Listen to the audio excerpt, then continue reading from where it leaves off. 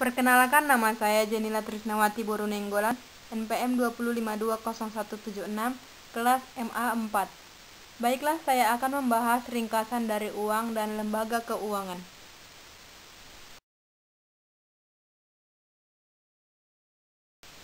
Latar belakang. Uang dalam wujudnya terdiri dari lembaran kertas dan serpihan-serpihan logam yang ditetapkan dan pengaruhnya amat besar dalam kehidupan manusia. 1. Uang digunakan oleh masyarakat untuk membeli barang atau jasa yang dibutuhkan.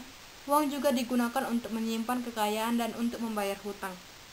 Uang sebagai alat pembayaran yang sah tidak diciptakan dalam waktu yang sekejap, memerlukan beberapa sampai menemukan sistem keuangan. 2. Dalam kegiatan ekonomi, uang mempunyai peran yang sangat penting. Dengan adanya uang, kegiatan ekonomi masyarakat menjadi lebih lancar. 3.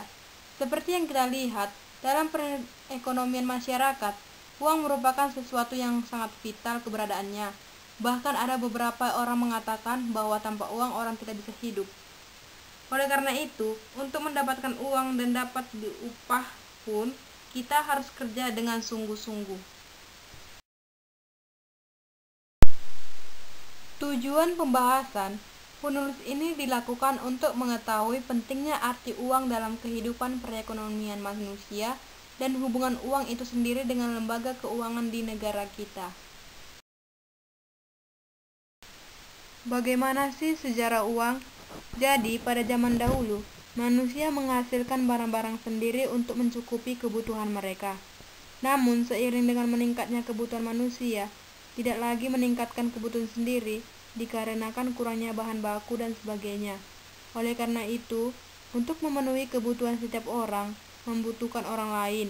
Kebutuhan terhadap barang dan jasa tidak dapat diproduksi sendiri, diperoleh dari pihak lain yang dilakukan dengan secara barter. Nah, apa sih barter itu? Barter merupakan kegiatan tukar-menukar barang yang dilakukan oleh dua pihak tanpa menggunakan alat bayar seperti uang.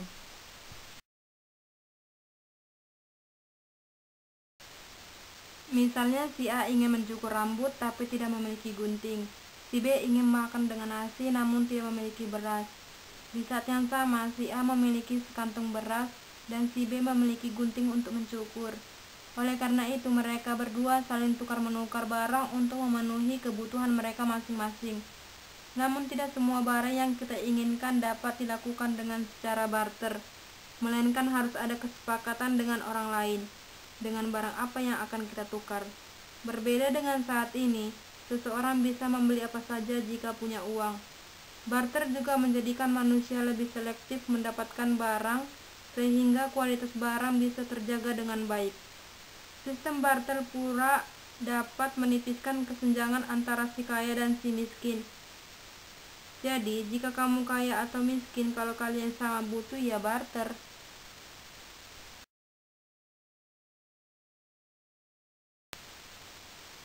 Uang. Secara sederhana, uang adalah alat pembayaran sah yang diterbitkan oleh pemerintah atau bank sentral, baik berbentuk kertas maupun logam, yang memiliki nilai atau besaran tertentu yang tertera pada kertas atau logam yang dimaksud, yang penggunaannya diatur dan dilindungi dengan undang-undang.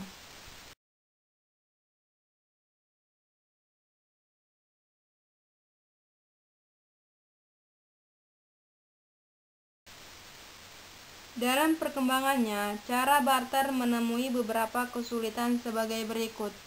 1. Nilai tidak stabil, yakni untuk barang-barang terlalu sering mengalami perubahan nilai dalam waktu yang relatif singkat. 2. Sulit disimpan, yakni orang mengalami kesulitan untuk menyimpan barang-barang tertentu atau mungkin untuk menyimpan dibutuhkan biaya yang cukup besar. 3. Tidak tahan lama, yakni beberapa barang yang dipakai sebagai uang barang ternyata ada yang mudah rusak, misalnya garam. Garam akan mencair jika disimpan terlalu lama. 4. Sulit dipindahkan ke tempat lain, yakni ada sebagian barang yang sulit dipindahkan karena ukurannya yang sangat terlalu besar atau mungkin bobotnya yang terlalu berat. Kesulitan-kesulitan yang timbul dari sistem barter memunculkan pikiran menggunakan benda-benda yang tergantung sebagai alat tukar. Benda-benda yang digunakan sebagai alat tukar merupakan benda-benda yang diterima umum, nilai tinggi, dan dibutuhkan sehari-hari. Barang yang digunakan sebagai alat tukar adalah garam, kerang, dan cangkang binatang memiliki keindahan lainnya. Sayangnya, benda-benda tersebut tidak berdaya tahan lama karena mudah rapuh. Hal ini menimbulkan kesulitan-kesulitan baru. Selain rapuh, benda-benda yang digunakan sebagai alat tukar tidak memiliki pecahan, sehingga penentuan nilai pun sulit dilakukan. Selanjutnya muncullah uang logam, seperti emas dan perak, dan perunggu. Seiring perkembangan perekonomian, uang logam sulit untuk digunakan sebagai alat tukar dalam transaksi berjumlah yang sangat besar. Sebab itu lahirlah uang kertas yang pada permulaannya merupakan alat bukti kepemilikan emas dan perak.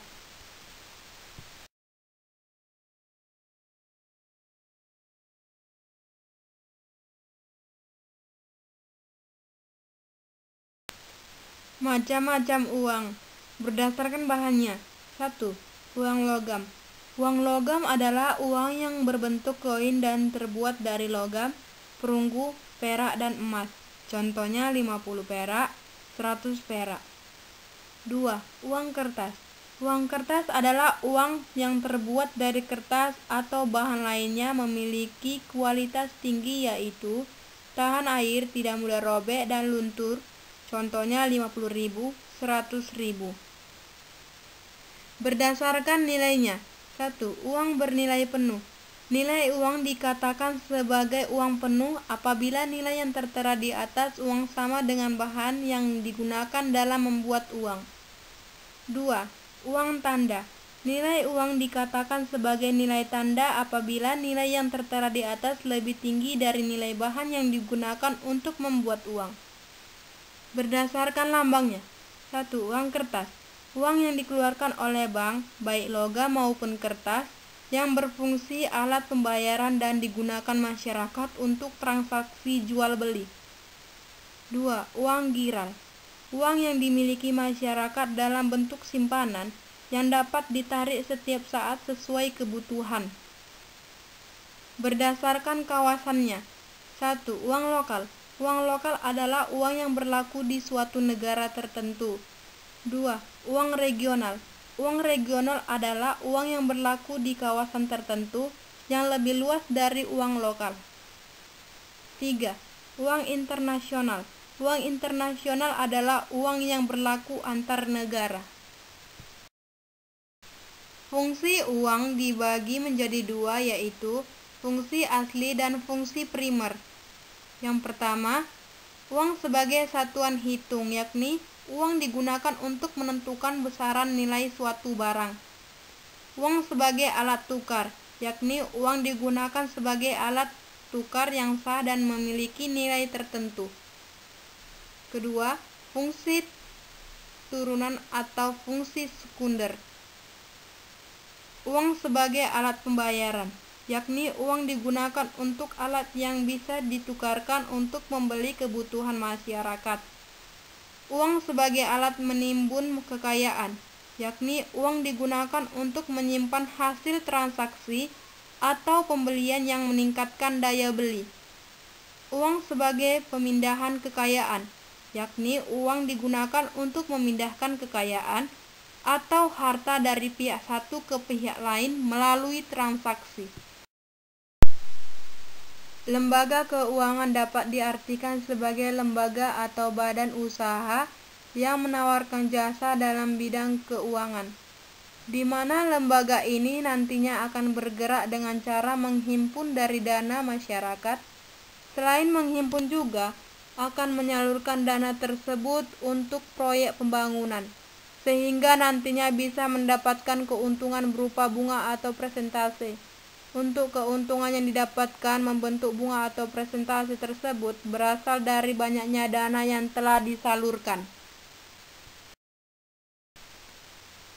Manfaat lembaga keuangan. Setiap lembaga yang bergerak di bidang keuangan memiliki peranan penting dan manfaat bagi masyarakat dan perekonomian. Beberapa manfaat yang ditemukan.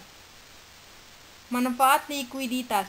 Manfaat pertama ini berhubungan dengan likuiditas, yaitu kemampuan mendapatkan uang tunai saat diperlukan, sehingga tidak akan ada kekhawatiran akan kurangnya ketersediaan uang tunai yang beredar di masyarakat. Pengalihan aset.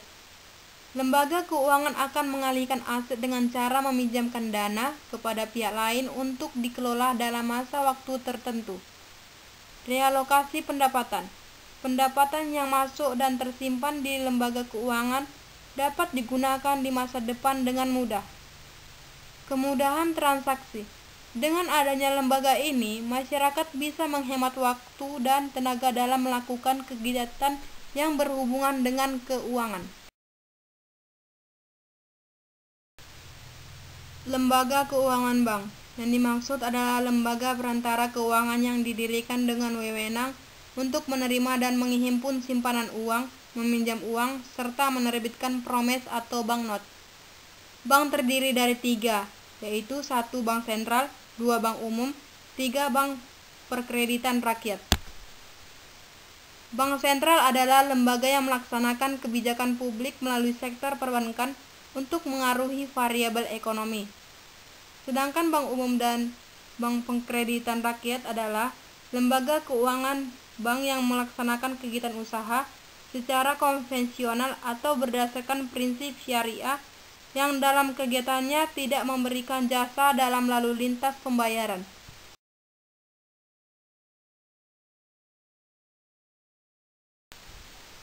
Lembaga keuangan non-bank. Lembaga non-bank memberikan berbagai jasa keuangan dan menarik dana dari masyarakat secara depositori atau tidak langsung. Lembaga depositori yaitu semua lembaga keuangan yang kegiatannya, usahanya tidak melakukan penarikan dana secara langsung, sebagaimana halnya dilakukan oleh lembaga depositori atau bank.